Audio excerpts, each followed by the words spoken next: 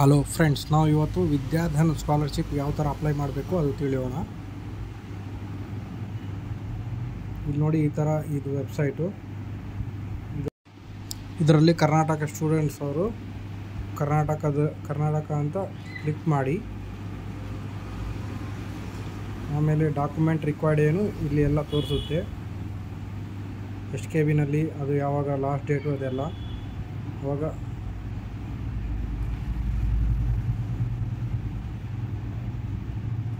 Documents required ಏನು ಇದೆಲ್ಲ ನೋಡ್ಕೊಂಡು ಕರೆಕ್ಟಾಗಿ ತಿಳ್ಕೊಂಡು ಡಾಕ್ಯುಮೆಂಟ್ಸ್ ಎಲ್ಲ ಸ್ಕ್ಯಾನ್ ಮಾಡ್ಕೊಂಡು ಇಟ್ಕೊಂಡು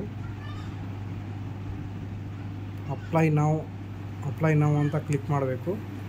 ಅಪ್ಲೈ ನಾವು ಅಂತ ಕ್ಲಿಕ್ ಮಾಡಿದ ಮೇಲೆ ಇಲ್ಲಿ ಫಸ್ಟ್ ನೇಮ್ ಮತ್ತು ಲಾಸ್ಟ್ ನೇಮು ಅದು ಟೈಪ್ ಮಾಡಿದ ಮೇಲೆ ಮೇಲ್ ಐ ಡಿ, ನಿಮ್ಮ ಜಿಮೇಲ್ ಐ ಡಿ ಒಂದು ಕ್ರಿಯೇಟ್ ಮಾಡ್ಕೊಂಡು, ಸ್ಟೂಡೆಂಟ್ದೇ ಆದ ಜಿಮೇಲ್ ಐ ಡಿ ಕ್ರಿಯೇಟ್ ಮಾಡ್ಕೊಂಡು, ಪಾಸ್ವರ್ಡ್ ಸೆಟ್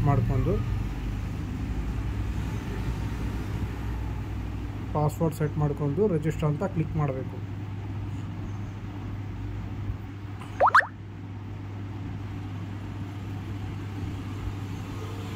ನೋಡಿ, ಈ ಥರ ಜಿಮೇಲ್ ಹಾಕಿದ ಮೇಲೆ ಇಲ್ಲಿ ನಿಮ್ಮದು ಜಿಮೇಲ್ ಡೊಮೇನ್ ಯಾವುದು, ಗೂಗಲ್ ಯಾವುದು ಅದು ಸೆಲೆಕ್ಟ್ ಮಾಡಿ ಇಲ್ಲಿ ಪಾಸ್ವರ್ಡ್ ಟೈಪ್ ಮಾಡ್ಕೋಬೇಕು. ನಿಮಗೆ ಬೇಕಾಗಿರೋ ಪಾಸ್ವರ್ಡ್ ಟೈಪ್ ಮಾಡಿಕೊಂಡು ರಿಜಿಸ್ಟರ್ ಅಂತ ಕ್ಲಿಕ್ ಮಾಡಿದ ಮೇಲೆ ಈ ಥರ ಬರುತ್ತೆ. Email has been sent to your email ID with activation link. It may take few minutes to receive this email ಅಂತ ಇದು ಒಂದು ಆಪ್ಷನ್ ತೋರಿಸ್ತದೆ. ಈ ಥರ ಆಪ್ಷನ್ ಬಂದರೆ ನೀವು ಸಕ್ಸಸ್ಫುಲ್ ಆಗಿ ರಿಜಿಸ್ಟರ್ ಮಾಡಿದ್ದೀರಾ ಅಂತ ಅರ್ಥ. ಇದರ ನಂತರ ನೀವು ನಿಮ್ಮ ಇಮೇಲ್ ಐ ಡಿನ ಓಪನ್ ಮಾಡಿ, ಅಲ್ಲಿ ನಿಮಗೆ ಅಕೌಂಟ್ ಆಕ್ಟಿವೇಶನ್ ಫಾರ್ ವಿದ್ಯಾಧನ್ ಅಂತ ಒಂದು ಮೇಲ್ ಬಂದಿರುತ್ತೆ. ಅಲ್ಲಿ ನೀವು ಹೋಗಿ please activate your account by clicking here ಅಂತ ಒಂದು ಆಪ್ಷನ್ ಬರುತ್ತೆ. ಇಲ್ಲಿ ನೀವು ಕ್ಲಿಕ್ ಮಾಡಬೇಕು. ಇದು ಕ್ಲಿಕ್ ಮಾಡಿದ ನಂತರ ನಿಮಗೆ ಅಕೌಂಟ್ ಆಕ್ಟಿವೇಟೆಡ್ ಅಂತ ಆಪ್ಷನ್ ತೋರಿಸುತ್ತೆ. ಈಗ ನಿಮ್ಮ ಅಕೌಂಟ್ ರೆಡಿ ಇದೆ. ಅದರ ನಂತರ ಮತ್ತೆ ನೀವು ನಿಮ್ಮ ಇಮೇಲ್ ಐ ಡಿ ಪಾಸ್ವರ್ಡ್ನ ಹಾಕಿ ಲಾಗಿನ್ ಮಾಡಬೇಕು. ಆಕ್ಟಿವೇಶನ್ ಮಾಡಿದ ನಂತರ ನಿಮ್ಮ ಇಮೇಲ್ ಐ ಡಿ ಹಾಗೂ ಪಾಸ್ವರ್ಡ್ನ ಮತ್ತೆ ಹಾಕಿ ಲಾಗಿನ್ ಮಾಡಿ. ಲಾಗಿನ್ ಮಾಡಿದ್ರೆ ನಿಮಗೆ ಈ ಪೇಜ್ ಓಪನ್ ಆಗುತ್ತೆ. ಇಲ್ಲಿ ನೀವು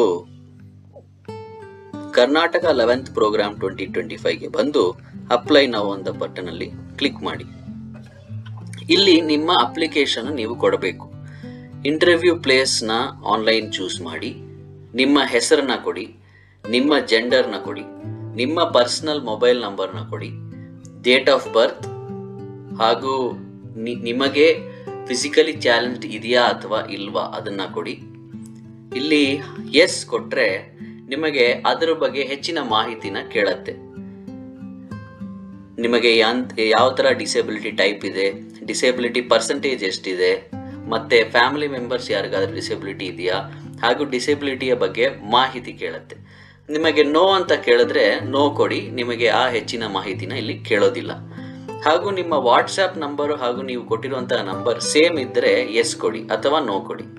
ನೋ ಕೊಟ್ಟರೆ ನಿಮ್ಮ ಪರ್ಸನಲ್ ಮೊಬೈಲ್ ಹಾಗೂ ವಾಟ್ಸ್ಆ್ಯಪ್ ನಂಬರ್ ಸೇಮ್ ಇಲ್ಲ ಅಂತ ಅರ್ಥ. ಎಸ್ ಕೊಟ್ಟರೆ ನೀವಿಲ್ಲಿ ಕೊಟ್ಟಿರುವಂತಹ ಪರ್ಸನಲ್ ಮೊಬೈಲ್ ನಂಬರೇ ನಿಮ್ಮ ವಾಟ್ಸ್ಆ್ಯಪ್ ನಂಬರ್ ಅಂತ ಅರ್ಥ. ಅದರ ನಂತರ ನೀವು ಇನ್ನೊಂದು ಫೋನ್ ನಂಬರ್ನ ಕೊಡಬಹುದು, ಆಲ್ಟರ್ನೇಟ್ ಫೋನ್ ನಂಬರ್. ನಿಮ್ಮ ಅಡ್ರೆಸ್ನ ಇಲ್ಲಿ ಕೊಡಿ, ಹಾಗೂ ನಿಮ್ಮ ಪರ್ಮನೆಂಟ್ ಅಡ್ರೆಸ್ ಮತ್ತು ಪ್ರೆಸೆಂಟ್ ಅಡ್ರೆಸ್ ಎರಡನ್ನ ಇಲ್ಲಿ ಕೊಡಿ. ನಿಮ್ಮ ಫಾದರ್ ಮದರ್ ಡೀಟೇಲ್ಸ್ನ ಇಲ್ಲಿ ಕೊಡಿ, ಅಪ್ಪನ ಹೆಸರು, ಅವರ ಮೊಬೈಲ್ ನಂಬರ್, ಅವರು ಯಾವ ಕೆಲಸ ಮಾಡ್ತಿದ್ದಾರೋ ಆ ಕೆಲಸ ಹಾಗೂ ಅವರ ಎಜುಕೇಷನ್. ಅದೇ ಥರ ಅಮ್ಮನ ಹೆಸರು, ಅವರ ಮೊಬೈಲ್ ನಂಬರ್, ಅವರು ಯಾವ ಕೆಲಸ ಮಾಡ್ತಿದ್ದಾರೆ ಅಂತ ಅಥವಾ ಅವರ ಎಜುಕೇಷನ್. ಇಲ್ಲಿ ಡ್ರಾಪ್ ಡೌನಲ್ಲಿ ನೀವು ಬೇರೆ ಬೇರೆ ಥರದ ಆಪ್ಷನ್ನ ನೋಡಬಹುದು. ಅದರ ನಂತರ ನಿಮ್ಮ 10th ಸ್ಟ್ಯಾಂಡರ್ಡ್ ಮಾಹಿತಿನ ಕೊಡಬೇಕು. ನೀವು ಓದಿರುವಂತಹ school, institution, type of school, government ಅಥವಾ ಪ್ರೈವೇಟ್ ಅಥವಾ ಏಡೆಡ್, ನೀವು ಯಾವ ಇಯರ್ ಪಾಸ್ ಆಗಿದ್ದೀರಾ ಅಂತ, ಹಾಗೂ ನಿಮ್ಮ ಮೀಡಿಯಮ್ ಆಫ್ ಇನ್ಸ್ಟ್ರಕ್ಷನ್, ಅದು ಇಂಗ್ಲಿಷ್ ಮೀಡಿಯಂ ಅಥವಾ ಕನ್ನಡ ಮೀಡಿಯಂ, ಹಾಗೂ ನಿಮ್ಮ ಬೋರ್ಡ್ SSLC ಬೋರ್ಡ್ ಅಥವಾ CBSE ICSE ಬೋರ್ಡ್, ಹಾಗೂ ನಿಮಗೆ ಸಿಕ್ಕಿರುವಂತಹ ಪರ್ಸೆಂಟೇಜ್ ಅಥವಾ ಗ್ರೇಡ್ 10th ರಿಸಲ್ಟ್ಸ್ನಲ್ಲಿ. ಅದರ ನಂತರ ನೀವು ಇಲ್ಲಿ ಬಂದು ನಿಮ್ಮ ಫ್ಯಾಮಿಲಿ ಇನ್ಕಮ್ ಅದನ್ನು ಕೊಡಬೇಕು. ನಿಮ್ಮ ಆ್ಯನ್ಯುವಲ್ ಇನ್ಕಮ್ ಎಷ್ಟಿದೆ, 1 ಲಕ್ಷದಿಂದ 2 ಲಕ್ಷ ಅಥವಾ 2 ಲಕ್ಷದಿಂದ 3 ಲಕ್ಷ, ಆ ಥರ ನಿಮಗೆ ಡಿಫ್ರೆಂಟ್ ಆಪ್ಷನ್ಸ್ ತೋರಿಸುತ್ತೆ. ಅದರಲ್ಲಿ ನೀವು ಕ್ಲಿಕ್ ಮಾಡಿಬಿಟ್ಟು ನಿಮ್ಮ ಫ್ಯಾಮಿಲಿಯಲ್ಲಿ ಬೇರೆ ಯಾರಾದರೂ ವಿದ್ಯಾಧನ್ ಸ್ಕಾಲರ್ಶಿಪ್ಸ್ ರಿಸೀವ್ ಮಾಡ್ತಿದ್ದಾರೆ ಅಂತ ಕೇಳಿದ್ರೆ ಆ ಇನ್ಫಾರ್ಮೇಷನ್ನ ಇಲ್ಲಿ ಕೊಡಬೇಕು. ಹಾಗೂ ನಿಮ್ಮ ಎಕ್ಸ್ಟ್ರಾ ಕರಿಕ್ಯುಲರ್ ಆಕ್ಟಿವಿಟೀಸ್ ಲೈಕ್ ನಿಮಗೆ ಓದೋದು, ಬರೆಯೋದು ಅಥವಾ ಹಾಡೋದು, ಡ್ಯಾನ್ಸ್ ಮಾಡೋದು, ಆ ಥರ ಯಾವುದಾದ್ರೂ ಎಕ್ಸ್ಟ್ರಾ ಕರಿಕ್ಯುಲರ್ ಆಕ್ಟಿವಿಟಿ ಇದ್ದರೆ ಅದನ್ನು ಇಲ್ಲಿ ಕೊಟ್ಟು ನಿಮ್ಮ ಹಾಬೀಸ್ನ ಇಲ್ಲಿ ಕೊಡಬಹುದು, ನಿಮ್ಮ ಅಚೀವ್ಮೆಂಟ್ಸ್ನ ಇಲ್ಲಿ ಕೊಡಬಹುದು. ಸ್ಕೂಲ್ ಫಸ್ಟ್ ಬಂದಿರುವಂಥ ವಿಷಯವಾಗಿರಬಹುದು ಅಥವಾ ಕ್ವಿಜ್ ಕಾಂಪಿಟೇಷನಲ್ಲಿ ಪ್ರೈಸ್ ಗೆದ್ದಿರುವಂಥ ಆಗಿರಬಹುದು. ಆ ಥರ ಅಚೀವ್ಮೆಂಟ್ಸ್ನ ನೀವು ಇಲ್ಲಿ ಕೊಟ್ಟು ಬೇರೆ ಅಡಿಷ್ನಲ್ ಮಾಹಿತಿ ಏನಾದಿದ್ರೆ ಅದನ್ನು ಕೊಟ್ಟು ನೀವು ಹೇಗೆ ವಿದ್ಯಾಧನ್ ಬಗ್ಗೆ ತಿಳ್ಕೊಂಡ್ರಿ, ನ್ಯೂಸ್ ಪೇಪರ ಅಥವಾ ಸೋಷಿಯಲ್ ಮೀಡಿಯಾನ ಅಥವಾ ನಿಮ್ಮ ಸ್ಕೂಲಲ್ಲಿ ಟೀಚರ್ಸ್ ಹೇಳಿದ್ರ ಅದನ್ನು ಇಲ್ಲಿ ಕೊಟ್ಟು ಇಲ್ಲಿ ಫೈನಲಿ ಟರ್ಮ್ಸ್ ಇಲ್ಲಿ ಕ್ಲಿಕ್ ಮಾಡಬೇಕು. I certify that details mention in the application are true and understand that Vidyadhan will be verifying as the team fit. I agree to general terms of usage and privacy policy. ಇದರ ಮೇಲೆ click ಮಾಡಿಬಿಟ್ಟು ನೀವು submit ಕೊಡಬೇಕು.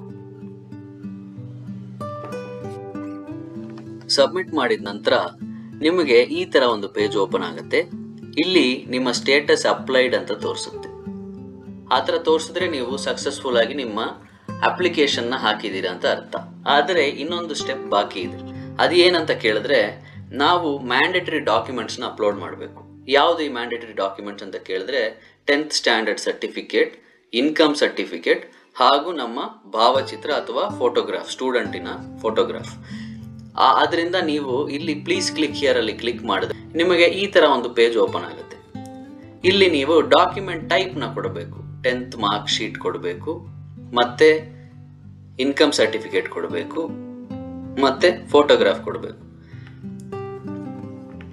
ಕೊಟ್ಟು ಇಲ್ಲಿ choose file ಅಲ್ಲಿ click ಮಾಡಿದ್ರೆ choose file ಅಲ್ಲಿ ಕ್ಲಿಕ್ ಮಾಡಿ ನಿಮ್ಮ ಆ ಫೈಲ್ನ ಚೂಸ್ ಮಾಡಬಹುದು. ನಿಮ್ಮ ಫೋಟೋಗ್ರಾಫ್ ಆಗಲಿ, ನಿಮ್ಮ ಇನ್ಕಮ್ ಸರ್ಟಿಫಿಕೇಟ್ ಆಗಲಿ ಹಾಗೂ ನಿಮ್ಮ 10th ಮಾರ್ಕ್ ಶೀಟ್ ಆಗಲಿ, ಇದನ್ನು ಚೂಸ್ ಮಾಡಿಬಿಟ್ಟು ಇಲ್ಲಿ I certify the documents attached is correct ಈ ಟಿಕ್ ಬಾಕ್ಸಲ್ಲಿ ಕ್ಲಿಕ್ ಮಾಡಿ ಸಬ್ಮಿಟ್ ಕೊಡಬೇಕು. ಸಬ್ಮಿಟ್ ಕೊಟ್ಟರೆ ನಿಮ್ಮ ಮ್ಯಾಂಡೇಟರಿ ಡಾಕ್ಯುಮೆಂಟ್ಸ್ ಅಪ್ಲೋಡ್ ಆಗುತ್ತೆ. ನಿಮ್ಮ ಅಪ್ಲಿಕೇಶನಲ್ಲಿ ನೀವು ಏನಾದರೂ ತಪ್ಪು ಮಾಡಿದ್ದೀರಾ, ಅದನ್ನು ಎಡಿಟ್ ಮಾಡಬೇಕು ಅಂದರೆ ಇಲ್ಲಿ ಎಡಿಟ್ ಅಪ್ಲಿಕೇಶನ್ಗೆ ಹೋದರೆ ನಿಮ್ಮ ಮಾಹಿತಿನ ತೋರಿಸುತ್ತೆ. ಮತ್ತೆ ಅಲ್ಲಿ ನೀವು ಏನು ಚೇಂಜಸ್ ಮಾಡಬೇಕು ಅದನ್ನು ಮಾಡಿ ರೀಸಬ್ಮಿಟ್ ಮಾಡಬಹುದು.